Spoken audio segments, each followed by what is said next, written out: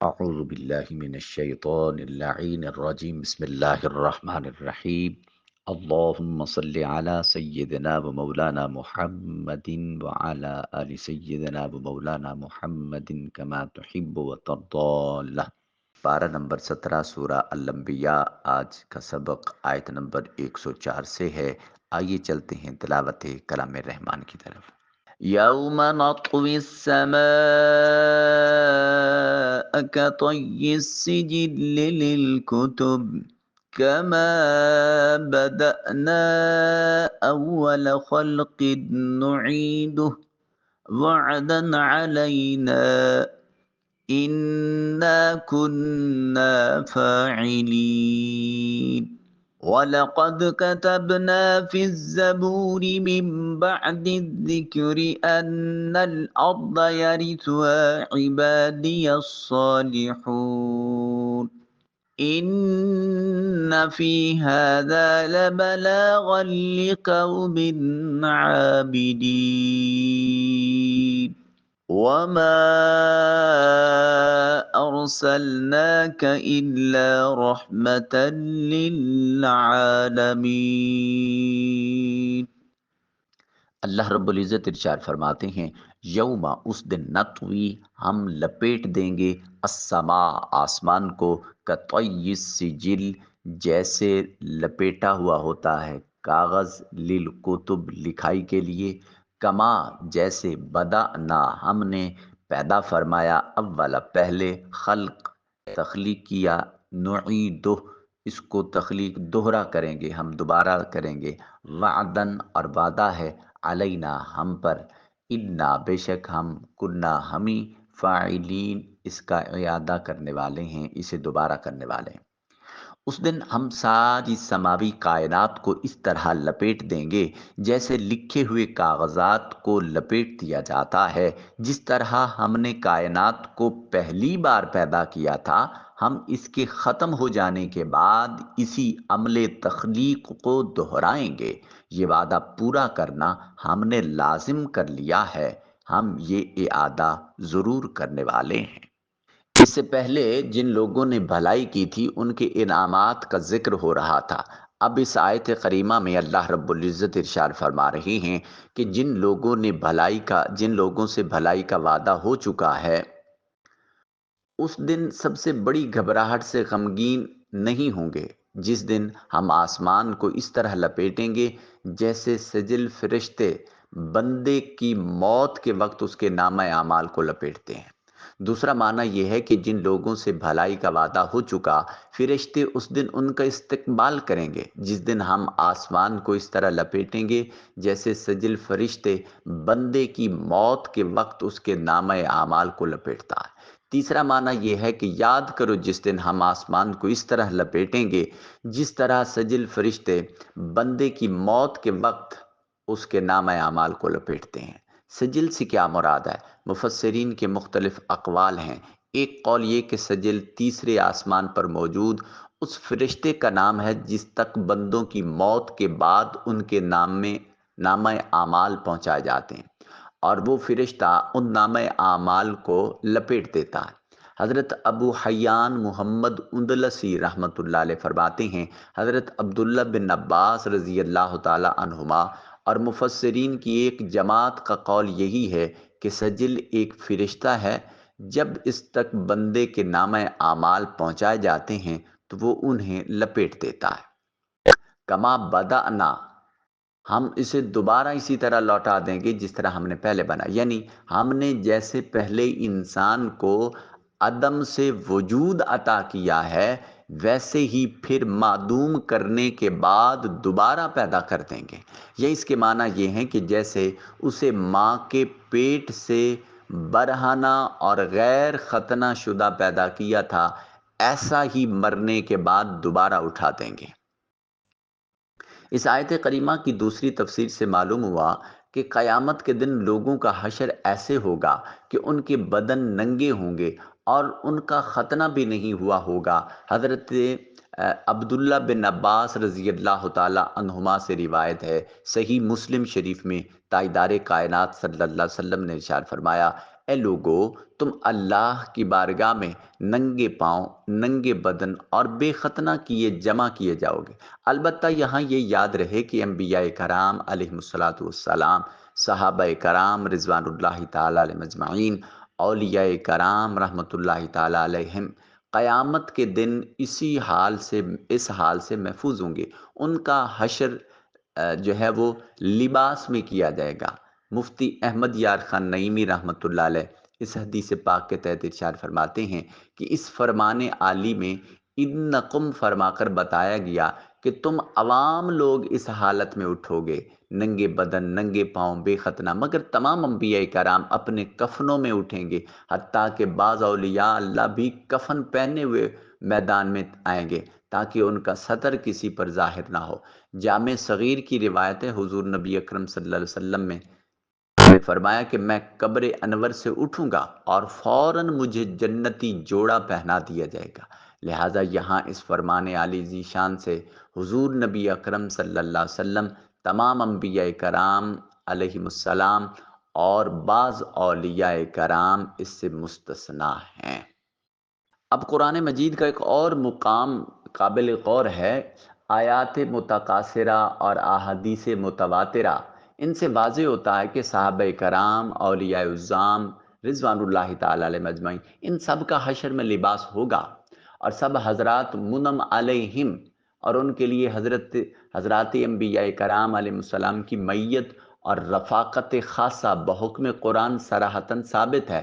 پارہ نمبر 5 اور غالباً رکوع نمبر 6 ہے۔ اللہ رب العزت نے فرمایا وَمَن يُطِعِ اللَّهَ وَالرَّسُولَ فَأُولَٰئِكَ مَعَ الَّذِينَ أَنْعَمَ اللَّهُ عَلَيْهِم مِّنَ النَّبِيِّينَ وَالصِّدِّيقِينَ وَالشُّهَدَاءِ وَالصَّالِحِينَ وَحَسُنَ أُولَٰئِكَ رَفِيقًا۔ اس انعام و میت اور رفاقت ہی سے واضح ہو رہا ہے کہ وہ بھی انبیاء کرام علیہ السلام کی معیت میں، لباس میں ہوں گے، بالخصوص جب کہ یہ حضرات ہیں جو صدیق ہیں، شہداء ہیں، صالحین ہیں، ان کی تو ان کے ساتھ وابستگی ہے۔ پھر اللہ پاک فرماتے ہیں وعدن علینا، یہ ہمارے اوپر ایک وعدہ ہے، یعنی پہلی مرتبہ پیدا کرنے کی طرح دوبارہ پیدا کرنا ہمارے اوپر ایک وعدہ ہے اور ہم اس کو ضرور پورا کریں گے۔ پھر ارشاد فرمایا وَلَقَدْ، اور البتہ تحقیق بلا شبہ، کتبنا، ہم نے لکھا، فی الزبور، زبور میں، من بعد الذکر، اس ذکر کے بعد، ان الارض، بے شک زمین، یرثھا، ہم اس کو وارث بنائیں گے، عبادی الصالحین، صالحون جو میرے بندوں میں سے نیکوکار ہوں گے۔ اور بلا شبہ ہم نے زبور میں نصیحت کے بیان کے بعد یہ لکھ دیا تھا کہ عالم آخرت کی زمین کے وارث صرف میرے نیکوکار بندے ہوں گے۔ اس آیت کریمہ میں، اس کی تفسیر میں ایک قول یہ ہے کہ اس آیت میں زبور سے مراد وہ تمام کتابیں ہیں جو انبیاء کرام علیہ السلام پر نازل ہوئیں، اور ذکر سے مراد لوح محفوظ ہے۔ اور آیت کا معنی یہ ہے کہ لوح محفوظ میں لکھنے کے بعد ہم نے تمام آسمانی کتابوں میں لکھ دیا۔ دوسرا قول یہ ہے کہ زبور سے وہ آسمانی کتاب مراد ہے جو حضرت داؤد علیہ السلام پر نازل ہوئی، اور ذکر سے مراد تورات ہے۔ اور آیت کا معنی یہ ہے کہ تورات میں لکھنے کے بعد زبور میں لکھ دیا کیا کہ اس زمین، ان الارض، اردا، بے شک جو زمین ہے وہ ہم وراثت میں صرف نیک بندوں کو دیں گے۔ اس زمین سے مراد جنت کی زمین ہے جس کے وارث اللہ رب العزت کے نیک بندے ہوں گے۔ حضرت عبداللہ بن عباس پاک رضی اللہ تعالیٰ عنہما فرماتے ہیں کہ اس سے کفار کی زمینیں مراد ہیں جنہیں مسلمان فتح کریں گے، اور ایک قول یہ ہے کہ اس سے شام کی زمین مراد ہے جس کے وارث اللہ کے وہ نیک بندے ہوں گے جو اس وقت شام میں رہنے والوں کے بعد آئیں گے۔ پھر ارشاد فرمایا ان، بے شک، فی میں، ہاذا، اس، لبلاغ، یہ ضرور کیفیت ہے، کفایت کرتا ہے، ضمانت دیتا ہے، لقوم، ایسی قوم کے لیے، عابدین، جو عبادت گزار ہے۔ بے شک اس قرآن میں عبادت گزاروں کے لیے حصول مقصد کی کفایت و ضمانت ہے۔ قرآن کریم مومن عبادت گزاروں کو ہدایت اور رہبری کے لیے کافی ہے، بشرطے کہ اسے صاحب قرآن صلی اللہ علیہ وسلم کی تعلیم و تفہیم کے ماتحت سمجھا جائے۔ محض عقل سے سمجھنا کافی نہیں ہے، اور جو اس کی پیروی کرے، اسی کے مطابق عمل کرے، وہ مراد کو پہنچنے اور جنت میں جانے کا مستحق ہے۔ عبادت کرنے والوں سے مراد مومنین ہیں جو اللہ پاک کے سوا کسی کی عبادت نہیں کرتے۔ ایک قول یہ ہے کہ امت محمدیہ ہے جو پانچوں نمازیں پڑھتے ہیں، رمضان کے روزے رکھتے ہیں اور حج کرتے ہیں۔ پھر ارشاد فرمایا وما ارسلناک، اور ہم نے نہیں بھیجا آپ صلی اللہ علیہ وآلہ وسلم کو الا مگر رحمہ، رحمت بنا کر، للعالمین، سب جہانوں کے لیے۔ اور اے رسول محتشم، شفیع معظم، تاجدار عرب و عجم صلی اللہ علیہ وآلہ وسلم، ہم نے آپ کو نہیں بھیجا مگر تمام جہانوں کے لیے رحمت بنا کر۔ سبحان اللہ۔ وما ارسلنا کا براہ راست مخاطب کے لیے ہے، گویا توجہ خدا کا مرکز ذات محمد مصطفیٰ ہے صلی اللہ علیہ وسلم، اور اللہ پاک قدرت کی زبان سے محبوب کائنات کو دیکھ کر اللہ پاک فرما رہے ہیں، اے میرے محبوب، اے والضحیٰ کے مکھڑے والے، اے واللیل کی زلفوں والے، اے سر سے پاؤں تک سراپے حسن، اے میری قدرت کی عظیم شاہکار، میں نے تجھے ساری کائنات کے لیے، سارے جہانوں کے لیے رحمت کا تاج عطا کر کے پھر اپنی مشیت کے مطابق اس فرش زمین میں اور عالمین کو عطا کیا ہے۔ یہ کمال مہربانی کر رہا ہوں جو میری قدرت کا سب سے حسین شاہکار ہے، وہ میں اپنی مخلوق کو عطا کر رہا ہوں۔ اس سے بڑی کمال مہربانی اور کیا ہو سکتی ہے؟ کائنات میں، عالمین میں رسول داخل ہیں، عالمین میں نبی داخل ہیں، عالمین میں فرشتے داخل ہیں۔ اللہ پاک فرما رہا ہے، اے تاجدار رسالت صلی اللہ علیہ وسلم، آپ نبیوں کے لیے بھی رحمت ہیں، آپ رسولوں کے لیے بھی رحمت ہیں، آپ فرشتوں کے لیے بھی رحمت ہیں، آپ دین و دنیا میں رحمت ہیں، جنات و انسانیت کے لیے رحمت ہیں، مومن و کافر کے لیے رحمت ہیں، حیوانات کے لیے، نباتات کے لیے، جمادات کے لیے، غرض عالم میں جتنی چیزیں داخل ہیں، سید المرسلین صلی اللہ علیہ وسلم ان سب کے لیے رحمت ہیں۔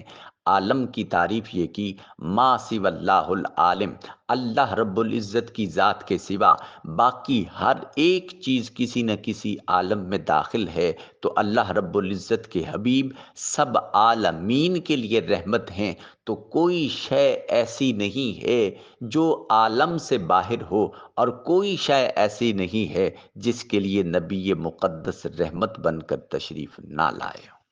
حضرت عبداللہ بن عباس رضی اللہ تعالیٰ عنہما فرماتے ہیں، میرے حبیب مکرم نور مجسم شفیع دو عالم صلی اللہ علیہ وسلم کا رحمت ہونا عام ہے، ایمان والوں کے لیے بھی اور اس کے لیے بھی جو ایمان نہ لایا۔ مومن کے لیے تو آپ صلی اللہ علیہ وسلم دنیا و آخرت دونوں میں رحمت ہیں، اور جو ایمان نہ لایا اس کے لیے آپ صلی اللہ علیہ وسلم دنیا میں رحمت ہیں کہ آپ صلی اللہ علیہ وسلم کی بدولت اس کے دنیاوی عذاب کو مؤخر کر دیا گیا ہے، اسے زمین میں دھنسانے کا عذاب، شکلیں بگاڑ دینے کا عذاب، جڑ سے اکھاڑ دینے کا عذاب، اس کے کھانے پینے اور دیگر سہولیات میں تنگی نہ کرنے کا عذاب، جو تنگی ہونی تھی وہ اٹھا لی گئی۔ یوں اس پر بھی رسول رحمت کا احسان ہے کہ اللہ رب العزت ان کے ذریعے سے ان پر ابھی عذاب نازل نہیں فرما رہا۔ اور مومنوں کے لیے تو کمال مہربانی ہے۔ اللہ پاک ایک اور مقام پر ارشاد فرماتے ہیں، لَقَدْ جَاءَكُمْ رَسُولٌ مِّنْ أَنفُسِكُمْ عَزِيزٌ عَلَيْهِ مَا عَنِتُّمْ حَرِيصٌ عَلَيْكُمْ بِالْمُؤْمِنِينَ رَءُوفٌ رَحِيمٌ، بے شک تمہارے پاس تم میں سے وہ عظیم رسول تشریف لے آئے جن پر تمہارا مشقت میں پڑنا بہت بھاری گزرتا ہے، وہ تمہاری بھلائی کے نہایت چاہنے والے ہیں، مسلمانوں پر بہت مہربان، رحمت فرمانے والے ہیں۔ اللہ اکبر۔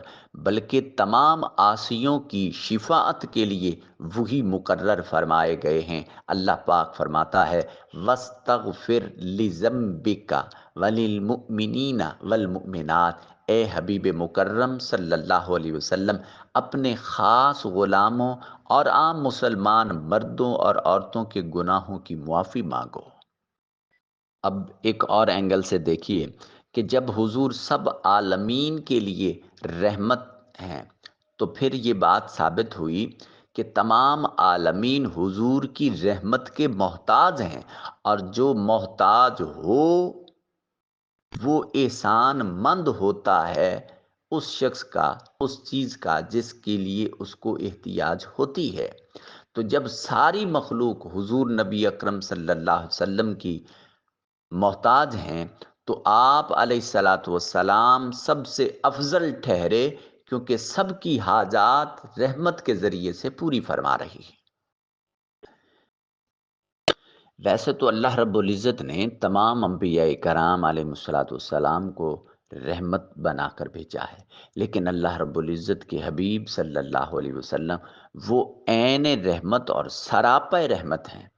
لہٰذا قرآن مجید میں حضرت عیسیٰ علیہ السلام کے بارے میں ارشاد فرمایا وَرَحْمَةً مِّنَّا، اور اپنی طرف سے ایک رحمت بنا دیں۔ حبیب مکرم صلی اللہ علیہ وسلم کے لیے فرمایا وَمَا أَرْسَلْنَاكَ إِلَّا رَحْمَةً لِّلْعَالَمِينَ، اور ہم نے آپ کو تمام جہانوں کے لیے رحمت ہی بنا کر بھیجا۔ ان دونوں کی رحمت میں بڑا عظیم فرق ہے، اور وہ یہ کہ اللہ نے حضرت عیسیٰ کو رحمت ہونے کے رحمت ہونے کے لیے حرف من کی قید کے ساتھ ذکر کیا ہے۔ یہ حرف کسی چیز کا بعض حصہ من تبعیضیہ ہوتا ہے، تو بعض حصہ، یہ حرف کسی چیز کے بعض حصے کو بیان کرنے کے لیے آتا۔ اسی وجہ سے حضرت عیسیٰ علیہ السلام ان لوگوں کے لیے رحمت ہیں جو آپ پر ایمان لائے اور اس کتاب و شریعت کی پیروی کی جو آپ لے کر آئے، اور ان کی رحمت کا سایہ سید المرسلین صلی اللہ علیہ وسلم کے مبعوث ہونے تک چلا۔ پھر آپ کا دین منسوخ ہونے کی وجہ سے اپنی امت پر آپ کا رحمت ہونا منقطع ہو گیا، جب اللہ نے اپنے حبیب پاک صلی اللہ علیہ وسلم کے بارے میں مطلق ارشاد فرما دیا کہ آپ سب جہانوں کے لیے رحمت ہیں۔ سو حضرت عیسیٰ علیہ السلام اور ان کی امت وہ بھی عالم میں داخل ہے، تو جب عالمین کی کے لیے رحمت والے رسول تشریف لائے تو پھر حضرت عیسیٰ علیہ السلام کی وہ رحمت کا سلسلہ منقطع ہوا، اور تاجدار رسالت مآب صلی اللہ علیہ وسلم کی رحمت وہ سب کے لیے عام ہو گئی۔ اللہ اکبر! یہی وجہ ہے کہ تمام مخلوقات آخرت میں بھی جب اللہ کی بارگاہ سے رحمت طلب کریں گے تو اللہ کی رحمت تو سراپا مستفوی کی صورت میں ہے۔ سو ساری کائنات کو اکٹھے ہو کر پھر جس بارگاہ میں پیش ہونا ہوگا وہ بارگاہ تاجدار کائنات صلی اللہ علیہ وسلم کی ہوگی، وہ بارگاہ حسنین کے نانا پاک کی ہوگی، وہ بارگاہ حضرت فاطمہ الزہرا پاک کے بابا کی ہوگی۔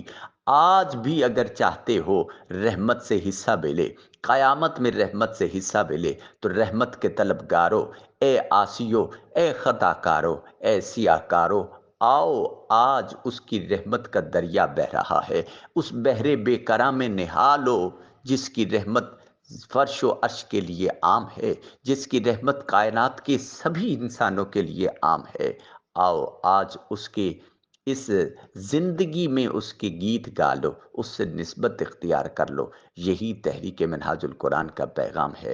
امت اس وقت تک عروج حاصل نہیں کر سکتی جب تک وہ ربط رسالت اختیار نہ کر لے۔ کوئی شخص کامیابی اور مراد کو حاصل نہیں کر سکتا جب تک کہ وہ رسول سے اپنا تعلق مضبوط نہ کر لے۔ آج لے ان کی پناہ، آج مدد مانگ ان سے، کل نہ مانے کہ قیامت میں اگر مان گیا۔ اللہ رب العزت عمدن سہون کوئی خطا غلطی ہوئی معافی نصیب فرمائے۔ تاجدار کائنات صلی اللہ علیہ وسلم کی نالین پاک کے تصدق سے اللہ پاک حضور کی محبت نصیب فرمائے، آپ کی کچہری نصیب فرمائے، آقا کا قرب نصیب فرمائے، آقا علیہ السلام کی اہل بیت اطہار سے کاملاً محبت کی توفیق عطا فرمائے، عشق نصیب فرمائے۔ اللہ پاک مصطفی انقلاب کا سویرا جل طلوع فرمائے۔ آمین ثم آمین۔ والسلام علیکم ورحمۃ اللہ وبرکاتہ۔